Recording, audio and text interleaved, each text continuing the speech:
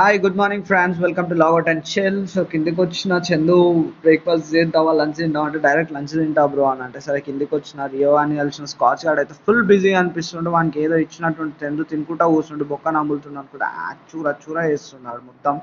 ఇక ఆంటీ బొరుగుల తాలింపు వేసింది, ఎక్సలెంట్ టేస్ట్ ఉంది, నిజంగా చెప్తున్నా. Hats off aunty, thank you so much. మీరు రోజు నన్ను తినిపించి తినిపించి లావ్ చేస్తారు.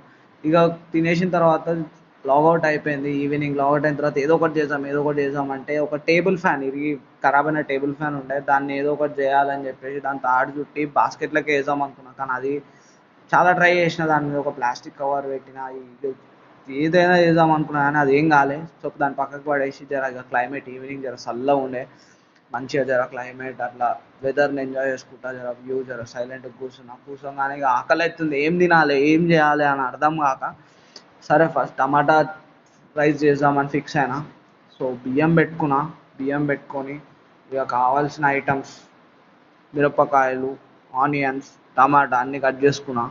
ఇక కట్ చేసుకొని ఇక మసాలాలు అన్నీ దగ్గర పెట్టుకున్నా, ఎందుకంటే ఒక్కొక్కసారి మసాలాలు మర్చిపోతాయి వేయడం. సో అందుకే అన్నీ దగ్గర పెట్టుకొని ఫస్ట్ కొంచెం మిరపకాయలు వేసిన, ఫస్ట్ ఆయిల్ మంచిగా వేగిన తర్వాత దాని తర్వాత ఆనియన్స్ని కూడా కొంచెం దగ్గరికి ఫ్రై చేసుకున్నాం.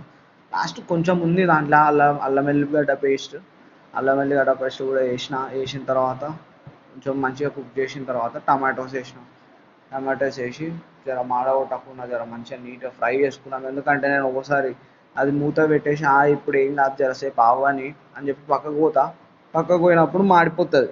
సో మాడిపోద్ది అని చెప్పేసి సిమ్లో పెట్టి కుక్ చేసుకొని జర మంచిగా కలుపుతున్నా. అరే అడుగంట వద్దు, మంచిగా కలుపుకొని నీట్గా చేసుకుందామని చెప్పేసి మళ్ళీ మూత పెట్టి పక్కకు పోయినా. కానీ కొంచెం అట్లా అనుకున్నా కానీ ఆనియన్స్ జర మాడిపోయిన తర్వాత జర ఏం చేస్తాం, సరే తీ అని చెప్పేసి ఇక ఉప్పు, కారం, కొంచెం పసుపు, దాని తర్వాత ఉన్న మసాలాలు, కొంచెం గరం మసాలా, కొంచెం ఏమంటారు జీరా పౌడర్, ఇంకా ఏంది చికెన్ మసాలా ఇట్లా వేసిన జర కొంచెం టేస్ట్ మంచిగా వస్తుంది అని చెప్పి మా ఫ్రెండ్ చెప్పింది. సో అది చికెన్ మసాలా కూడా కొంచెం వేసిన.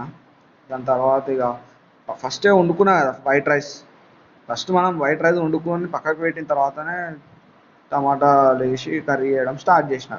అదే అట్లా కర్రీ లెక్కనే వేసిన తర్వాత దాంట్లో రైస్ వేసుకుంటే అదే టమాటా రైస్ అవుతుంది.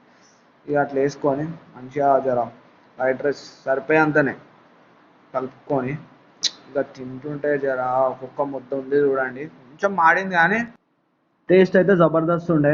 సో మీరు కూడా చేసుకోండి, tomato rice very easy process. So చేయండి, చేసుకోండి, తినండి, సెట్ ఉంటుంది.